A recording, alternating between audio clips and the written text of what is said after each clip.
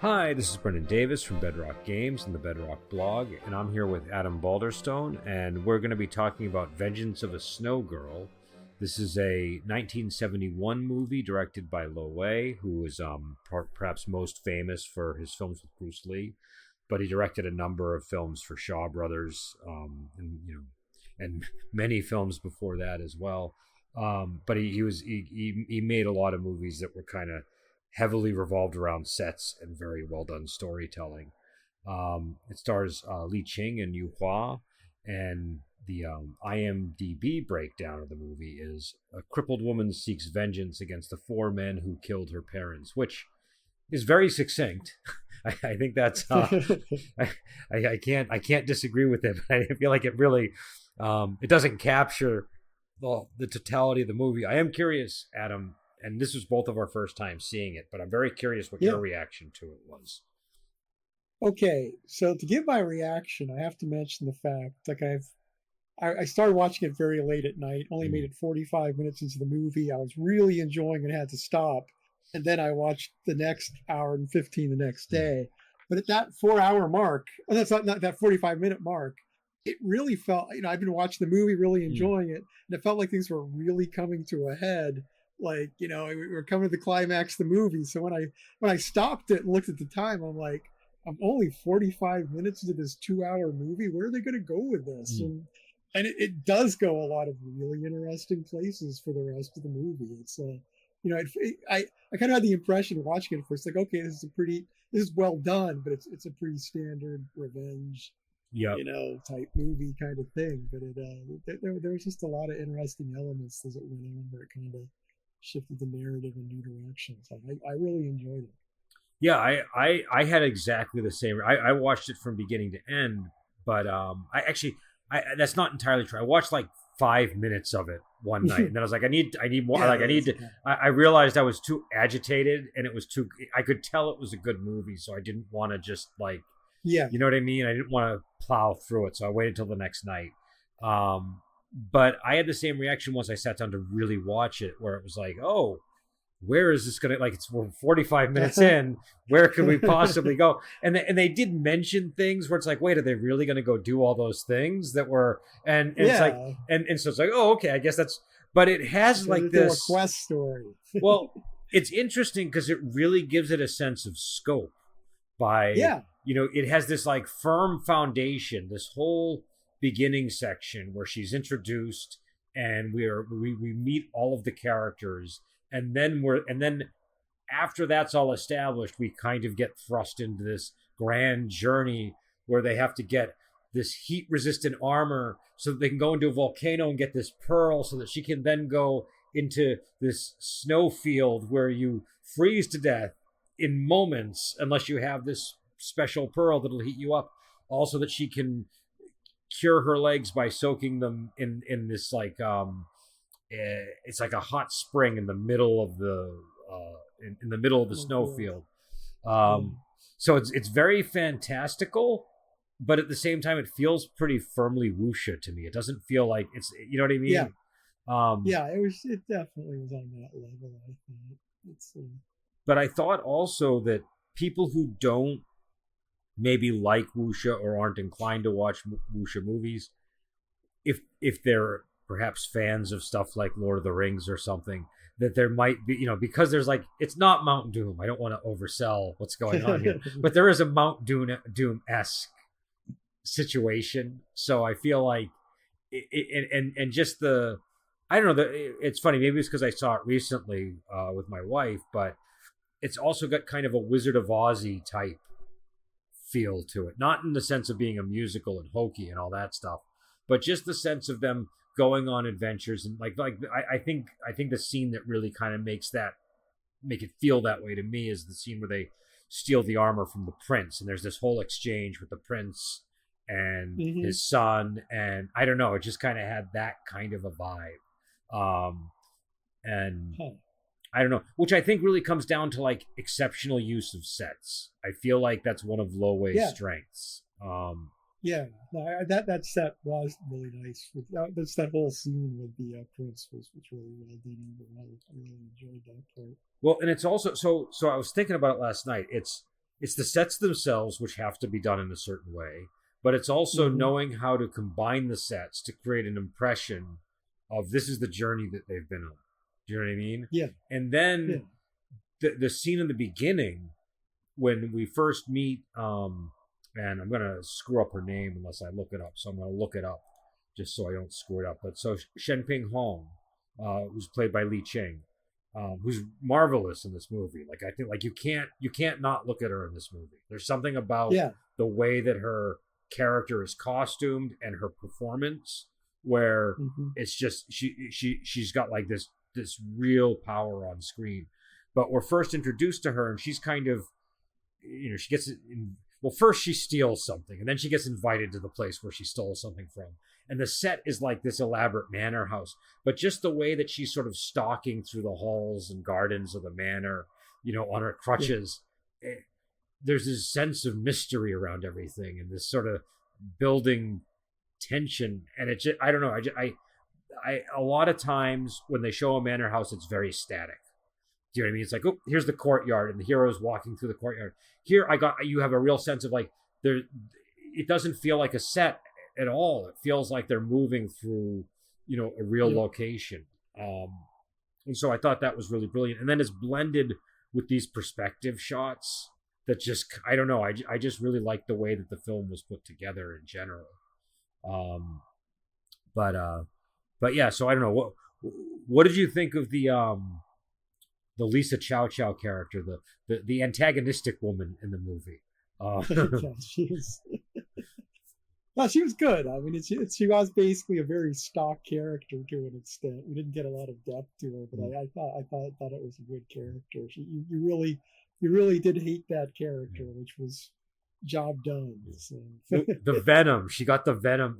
Lisa Chow Chow. Exactly. And a lot of movies I see her in, she's often like a love interest or something like that, and playing. But I have seen her playing, you know, meaner characters too. But here she really, I don't know. I just feel like the hatred just feels so real with her character in this movie.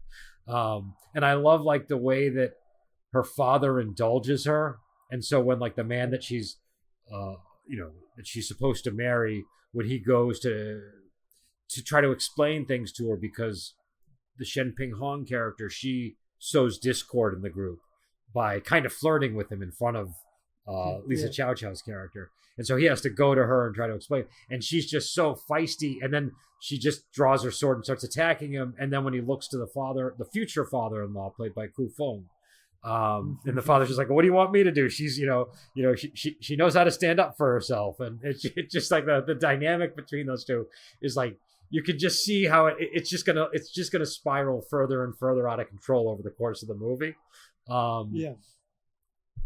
But yeah, so I don't know. But so yeah, I don't know. Did you have any other initial impressions of the film or any other thoughts that leapt out at you? Let's see. I do have a question. Well, who's the actor that plays the father of the Gao family? I've forgotten his name. The father. So wait, the really. The male protagonist father. The good one, right? The good one. The good one. I think that was Tian. I think that was Tian Feng. Yeah, I think so. I was just blanking on his name. I'm still at the point with this movie where I'm kind of getting characters mixed up a little bit, but I'm pretty sure that was Tian Feng's character, and I liked him because he was like truly sagacious as a figure in the movie, and he's spending all this time. You know what it reminded me of a lot, and I mean they're not at all similar movies, but it reminded me a lot of Reign of Assassins, where I don't know if you remember that, but with Michelle Yeoh, where she meets the monk. Yeah. And then she kind of, through that, he kind of sends her on this path to becoming like a good person. Do you know what I mean? Yeah. That's actually really a really good observation. Yeah. And what I kept thinking is this movie has like 1 foot in that and 1 foot in a movie more like Bride with White Hair, and obviously predates them. But it's like Bride with White Hair versus Reign of Assassins, and you're kind of wondering. I was thinking about Bride with White Hair too. Jade Raksha came to mind. Yeah, Jade Raksha. Well, there's even a scene where her hair is white, and you're like, "Oh, are they going to go? Are they? Not. It doesn't turn white, but it gets white from some in a very dramatic moment where she gets trapped inside of a cave. All of the debris makes her hair white. And so no, there were a number of times I thought of Bride with the White Hair, including the ending with the hero just waiting at the end. So, well, and that's the thing. You're kind of like, similar ending. Is she going to go that direction the whole movie? Because you're like, I could see this easy. Like they're in love now. Yeah. So like when she gets trapped in the cave for a while, I thought, oh, she's going to like blame him. He did it. Yeah. And interestingly enough, she does wound him, but it's accidental. Yeah. So, but yeah, but the Tian Feng guy, I just liked how calm he was and how he was trying to reason with her, and I don't know, it just really worked, and I like that she's not like 100% nice protagonist in this movie. She's like she could almost be a bad guy. Do you know what I mean? Especially at the beginning of the film. There were a lot of points in the movie where I genuinely was curious how this was going to end. It did feel like, and as we know, you're not necessarily going to get a happy ending with these kind of movies, as we didn't. But I wasn't sure. I was like, I had a feeling this was going to be an unhappy movie, but I was like, what kind of unhappiness is it going to be? We got that bittersweet ending where she did become a good person, but we still got a tragic level. Well, let's talk about the ending, and then we'll talk about a few other things. But before we get into that, spoilers, because this is the kind of movie where the details of the gun on spoilers. Well, this is a movie built around backstory, and it unfolds slowly over the course of the film, and so the more of that you understand, the less mystery there is to the movie. So if you don't want that to be spoiled, you can stop here, maybe watch the movie. If you don't care, you don't plan on watching the movie, or it just doesn't mean anything to you, continue listening. We're also going to talk about the about the ending. But I think that that ending threw me for a loop. I was it's almost right in the title. I guess the name. Yeah. So here's the thing. The title is Vengeance of a Snowgirl, and I think it's supposed to be something more like Vengeance of a Frostbitten Girl, which that's based on what I saw on the DVD or the Blu-ray, but that makes way more sense. But at the same time, the ending shouldn't have surprised me. Where that this snowfield they're going to is deadly. You know that there's this dramatic showdown that's going to take place. If you lose the pearl, you freeze instantly. There's so much going on in this movie that I totally forgot about that element of the pearl. So if it had been on my mind, I would have been going, oh, she's going to give the pearl away or something. But basically because there's just enough wheels spinning in this movie, that little tidbit kind of got pushed aside by everything else. Well, and I honestly didn't predict that at all. Like I didn't forget about the pearl, but I just thought, oh, they're gonna kill Hugh Hua, and the character's name I think is Tin Ying. They're gonna kill Hugh Hua, but they're gonna throw. I thought he was gonna get thrown into the ice field. Like I figured that was the most likely way he would die. But I didn't think she was gonna throw him the pearl, and so the moment that happened, I'm like, oh no, she's frozen. Like what are we gonna? Yeah. And then I'm like, okay, but wait. And it was kind of like the feeling I had when I watched $1 Million Baby, where it was like, okay, like it looks bad now, but like surely Tian Feng is gonna show up and say, oh no, just soak her in the and so I was like, he's gonna have some medical trick. He's just gonna actually she's not really dead. And no, he just comes, no, she's dead. What are you waiting here for? It's over. I know. As soon as he said that, I was like, it was a real bummer. And then Yu Hua decided, well, I promised that I would always be at her side or whatever, so I'm just gonna stay up here, I guess, holding that pearl for the rest of his life. I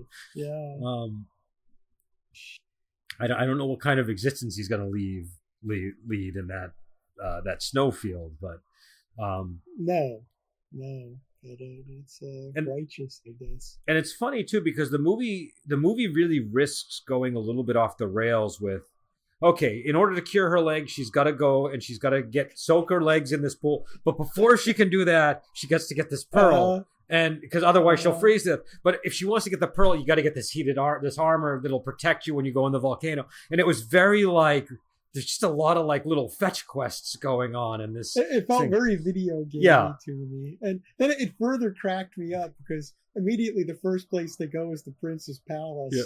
And they do the throwing a pebble thing to distract the guard and then putting him in a sleeper hold, sneaking up. I'm like, this is a total video game stealth thing you do 100 times in video games. Just for that brief period of the movie, it just completely turned into a video game. Then it resumed being a movie. But I thought that stuff all worked because it was giving you this. It was like a set. Yeah. It's like an adventure movie, and so like when they get to the volcano, there's this real sense of suspense while he's dangling over the lava. Because you're like, oh, are the bad guys going to show up and fight with her while he's inside the volcano? Like, you just imagine all these things that could happen. Too. Yeah, that was another really fun set. I mean, it's it's kind of like the dungeon sets you get in Web of Death. Kind of reminded me of that. Yeah, I would say Web of Death is one of those movies that has a similar good use of sets. I think what's different is Web of Death, the sets all feel like they're like I imagine all of those locations very close together, even though I know they're not. It's like a small universe movie, and this I feel like everything is sprawling out in all directions, and it takes place over vast regions of of the country. And it was very vague about travel times and that kind of thing, which could sometimes feel things short, but in this case it made things feel long. They also played games with like a time elapse, and sometimes you had to catch up with what was going on. Do you know what I mean? Like when they got the heated armor, a lot of movies would be like, okay, now here's the armor that you wanted. They don't do that. So then the next scene, they're out in the wilderness and they're talking, and you're just like, wait, did they get well, I guess they got the armor, because why would they just be out here? So there's a lot of stuff like that in the movie.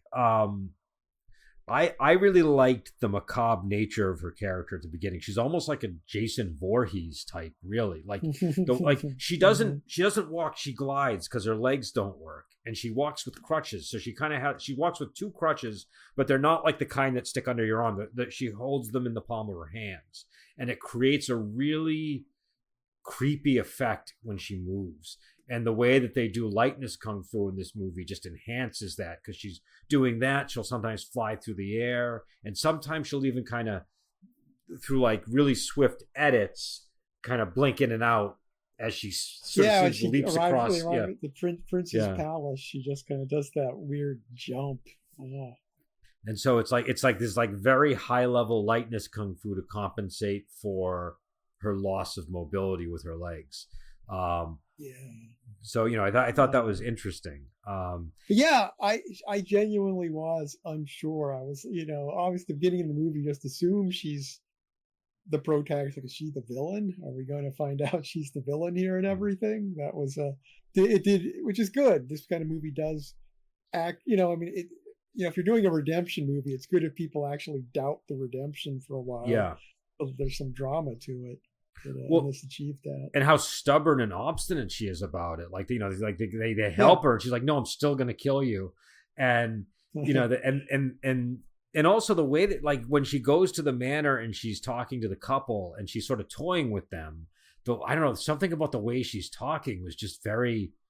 It's like, oh, this is like not a normal revenge movie. There's something very, like, I don't know what the right word is. It's not malicious, but there was something. Like, no, I think that's a good word. You think malicious? Because her vengeance had kind of eaten her up. I mean, as the father kept saying, it's like, and I mean, she really was on a very dark, murderous path, there for a while. So I mean, she's collecting heads and putting them in baskets in front of an altar to her parents, right? So that was something I meant to mention. Yeah, those baskets in front of the ancestral shrine there. It's that was a good touch. Yeah, I thought that worked. Throw that into my next Showgirl game. Yeah, head. You can't go wrong with heads in anything, whether it's a box or a basket. I loved how they unfolded her background. I like when movies do this, and again, this is another movie with a 20-year backstory. That idea that, like, in the prior generation, some big event happened, And now the new generation Yeah. is contending with that event. I think the reason why I like Yeah. these so much is because it doesn't matter where you are in the world, that's something that everybody has. Do you know what I mean? There's always there's always something that your parents lived through or that your parents' generation lived through that you don't know the whole story of. And you kind of learn little bits and pieces that add more and more dimension to everything as time goes on. And so that's why I like this kind of a setup. And in this one, Yeah. oh, go ahead. No, I was gonna say, and it gives the characters a relationship already. I mean, Yep. there's everything makes sense. You've got it just makes the world feel more real. That's all. It's And in this movie, it's effective because really at the beginning of the film, you don't really know what to make of anybody. You don't know if she's a bad guy. You don't know if Tian Feng is a good guy or a bad guy. You don't know if Gu Feng is a good guy or a bad guy. And it all kind of hinges on what happened that night when they tried to take the Jade Phoenix sword from this couple. And, the pretext or the explanation was that the guy wasn't competent enough to protect it and that it would fall into the wrong hands.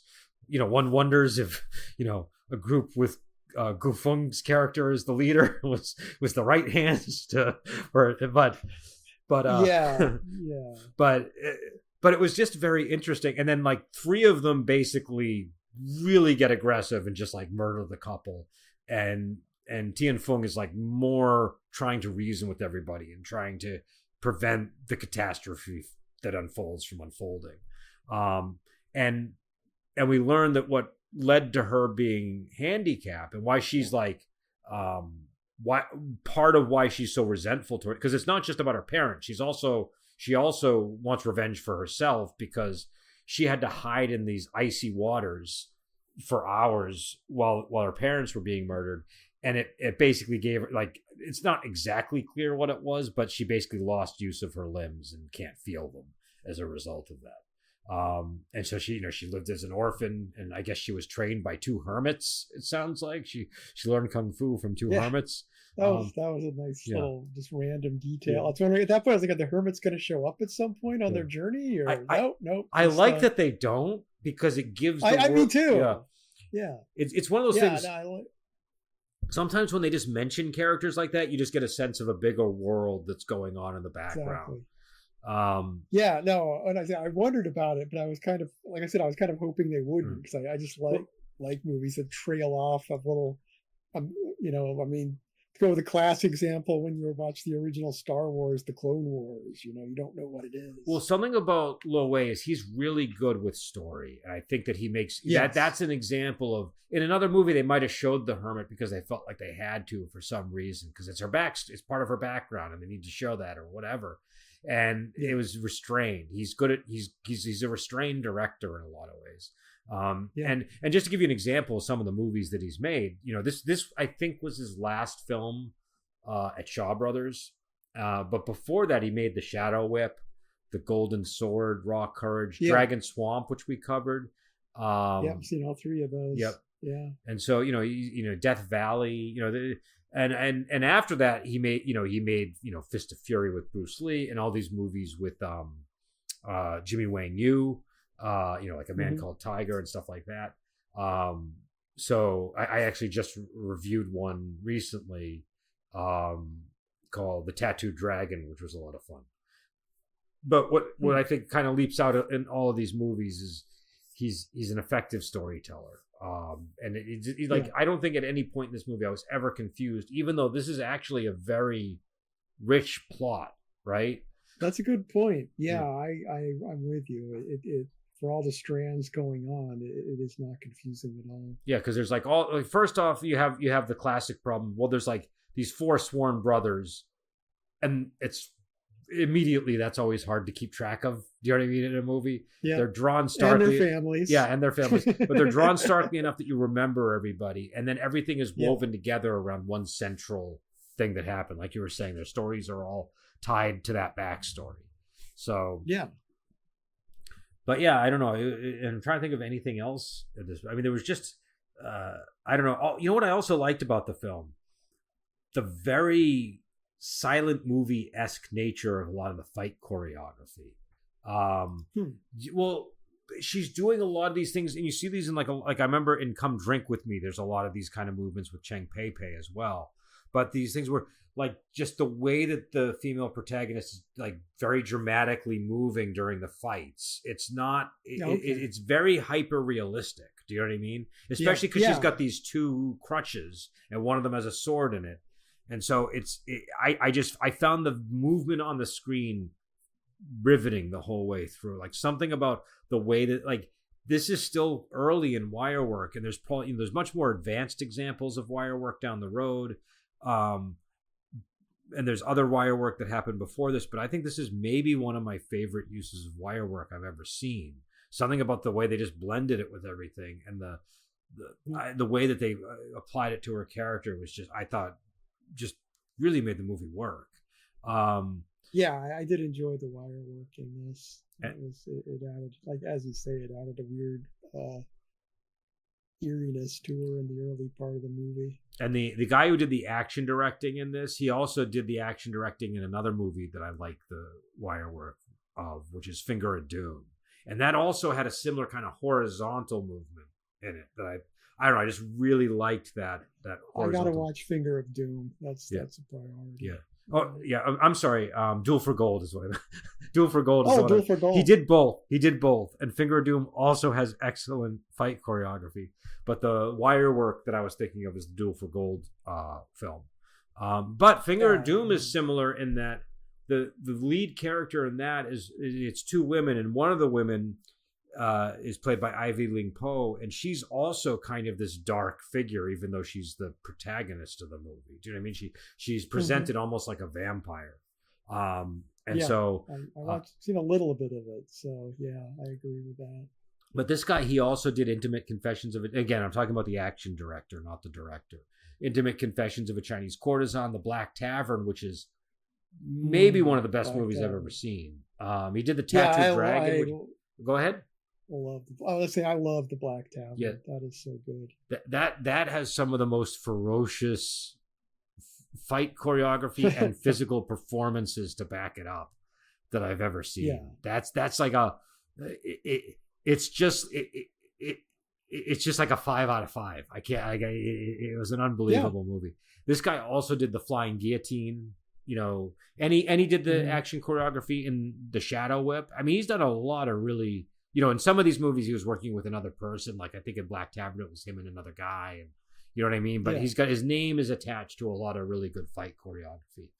And here it just really, it reminds me of stuff like Phantom of the Opera. You know what I mean? Just the drama of the physical movements. There's so it's not like it's less kinetic and athletic and more like heightened reality and drama behind it. Do you know what I mean? Because this is still one of these movies that's, I don't know if you would agree with this or not, but I feel like it's still kind of in that swashbuckle era of Shaw Brothers. I definitely agree.